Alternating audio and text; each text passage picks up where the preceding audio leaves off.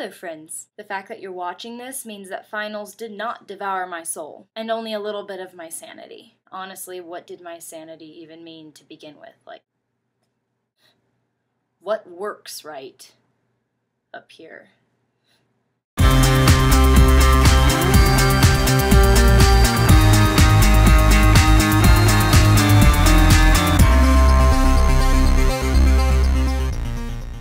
Look, you're gonna have to cut me some slack, okay? After too much usage of this, I'm not coming up with my own summaries. I'll admit, Shatter Me was everything I didn't expect. I don't know, I've read so many similar books lately that I thought I was just gonna dive into something like Twilight, something like The Hunger Games, something else like The Hunger Games. But I was pleasantly surprised. Let me start out by saying this. You will not read a book, ever, with the same writing style as Tahereh Mafi. Let's just call her TM. You will not find a book written the way TM writes a book. I love the way she crosses out words and sentences. Like, as you read, it'll say, I told him that I wanted to be with him, and that would be crossed out, and it would say, let's go find shelter, or something. It would be like the things Juliet wished she would have said, or did say and wished she could have taken back, or said in her head, but never had the bravery to say out loud. It's really, really freaking cool, which was the first thing that got me into this book. Immediately I was like, this is so awesome! It's like Tumblr, but it's like published, and none of the sentences end with OMFG. So aside from that,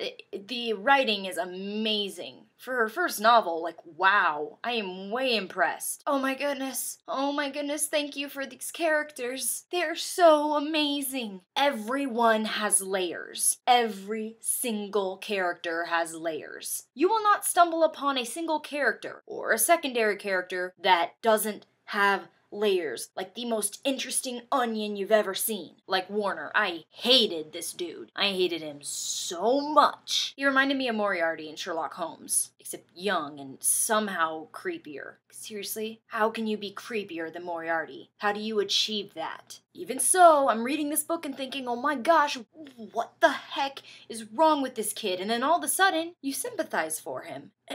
And then you understand him, and then no, you hate him.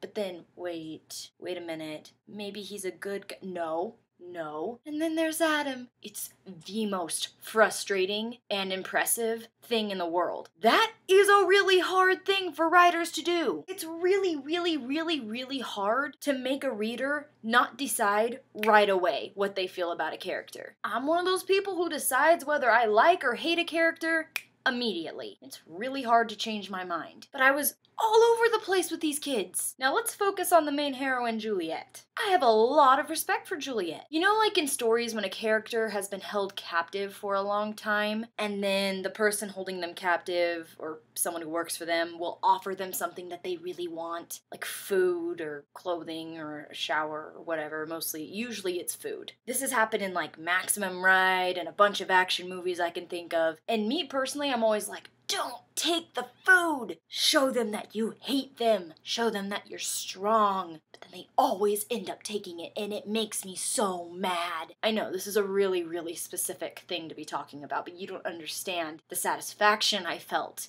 when Juliet was offered all these things, and she just kept saying no, and kicking, and punching, and fighting, and throwing things, and thank you, Juliet. Thank you so much for satisfying that need that I've had, that craving I've had since forever. So that was really nice for me. And then Juliet, she's just not flaky. She's got a plan, and she's going through with this plan. And she just doesn't give in. I love it. She's not swayed by power, by selfishness, by fear. She's so kick butt. And her moments of doubt, her moments of self-centered terror, they're not annoying. They're just super sad, because her life kinda sucks. You know me, plot, pacing, character development, amazing. The writing style was amazing, the pacing was fast and awesome and you could still understand the book. There was a constant air of mystery because you always knew what was happening at this moment, but you could never really tell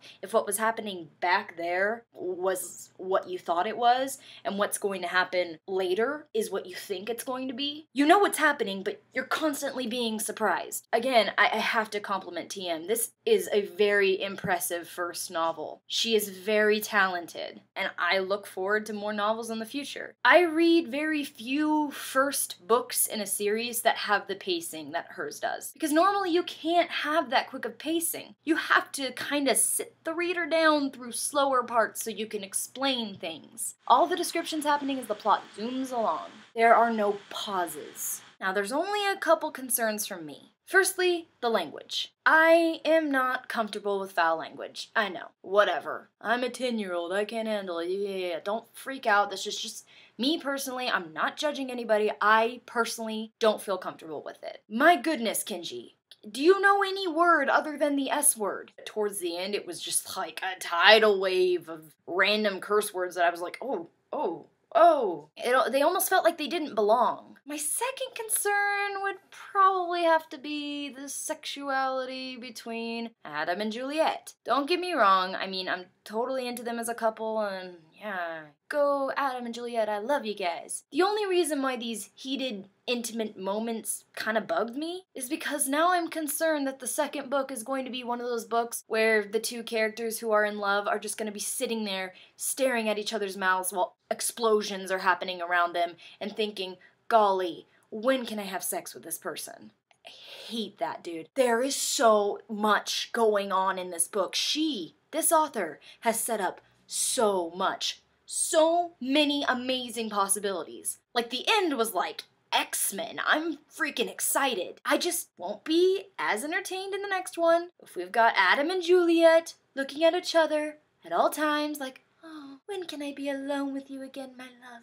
I have faith in TM. This was an amazing first novel, like I said, and I don't doubt that she can make a second really awesome one. Can we please avoid that for once in young adult fiction? I don't enjoy it. I just don't. And to be honest, I don't know a lot of people who do. Don't mean to offend anyone who does. If you just love kissing and people throwing each other against the wall and whatever, okay, fine. But this just doesn't feel like the story for that.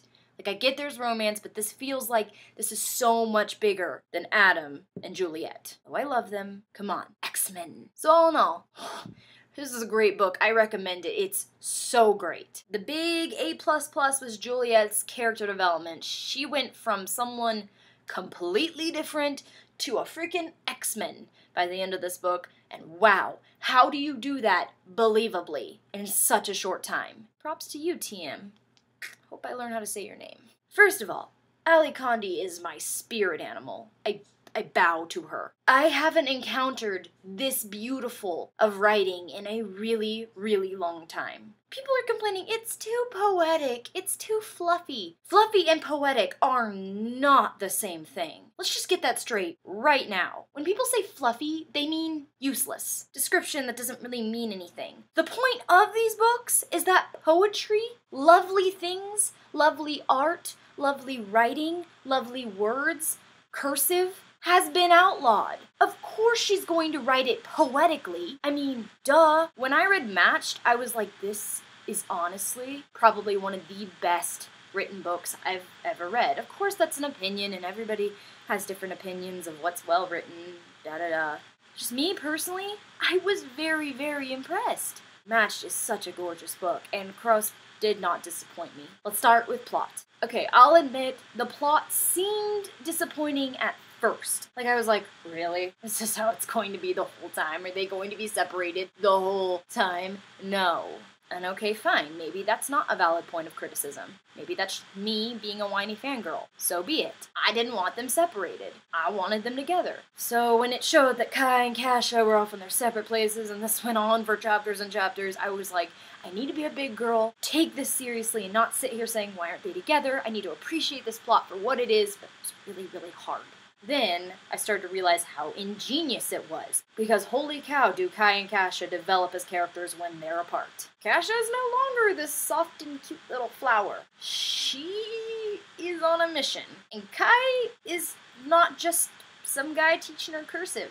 I mean, of course, there's more character than that, but I'm just saying generally, both of them just go rugged instantly because they're in pursuit of something so much bigger than just each other. The rebellion! And it's so cool to see.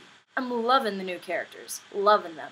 And I can't wait to see how Ali Condie utilizes them in the future. The pacing picked up immediately. There was absolutely nothing wrong with the pacing. I was just very, very frustrated that Kai and Kasha weren't doing this together. Not because I want a giant makeout sesh all the time, it's just because I think they're really interesting characters together. While Xander wasn't exactly in the book, I was 10 times more interested in him existing than I was in the last one. Which is weird, because he was in the last one quite a bit.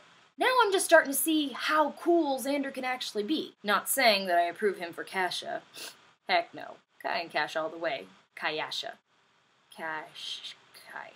That was the hardest shipping name. Hold on. Kai and Kasha. Kayasha? Ew. Anyways, I think the best thing about Crossed was how Ali Condie set everything up. This woman is a genius. And the book didn't suffer from the second book curse. There was no me sitting there going, why? What is this fight even for? What are you guys even talking about? Or, why? Why are you making out right now? I don't understand. You're being chased by zombies. Go run for your lives. None of it. And I am so happy. And, gosh, everything about her writing style. I just honestly think that Ali Condie is one of the best writers of this decade. There, I said it. It is really freaking hard to write poetically and not be cheesy. Instead of me sitting there thinking, oh, brother, I was like, oh my goodness. Oh no. I feel like people aren't used to her writing because they're used to kind of a new style of writing that Suzanne Collins introduced, where all the poetry is kind of in the rhythm of the book rather than the words. The Hunger Games, the sentences are quick. Like, they have a rhythm to them, and it makes the book a very, very interesting read. There's absolutely nothing wrong with that writing style. It's very hard to do properly, and it's really great. Just because a dystopian novel isn't The Hunger Games doesn't mean it's not good. You guys, you gotta allow authors leeway. Not every dystopian novel is going to be this big, epic heroine with the sword in one hand and a bow and arrow in the other. This is about fighting for love. As cheesy as that sounds, this is love. This book is about a society that took beauty away. They took poetry, they took paintings, they took music, they took true love. They took all of that away and decided, nope, we're going to decide what you can hear, what you can consider as beautiful, and dressed it up as, oh no, we're just helping the love process along. So it's romantic. It's all around. The writing is more romantic, the characters are more romantic, the themes are more romantic, and it's one of the best romantically written books I've ever read. Now here's my concern. When Kai and Kasha got separated at the end, I was like, what the heck? Seriously, again, you guys, like, can you stay together for more than 5 minutes? Like, I get that you have stuff to do, but why? Why do I always have to endure this? So no, I don't approve of that. I mean, fine. I mean, it works for the plot and whatever, and it would have been totally unrealistic if they'd stayed together, but seriously, Ali Condie, why? Why you break my heart like that? I am so excited. I'm pretty sure the 3rd book is the finale, and I am so excited for it. Please stay in love with each other. Please stay in love with each other. Please, I beg. Like, I get there's most likely going to be a love triangle between Xander, Kasha, and Kai, but I hope it goes by real quick. I feel like these book reviews have been particularly ranty, and I'm sorry for that. Well, no, I'm not. I don't know, I just had ranty feels to bestow upon you. All in all, just 2 amazing books, and I highly recommend them. So subscribe, comment, thumbs up if you're an X-Men, thumbs down if you ship Zasha. It's even worse. CassJayTuck. Ugh. Phew. It's disgusting.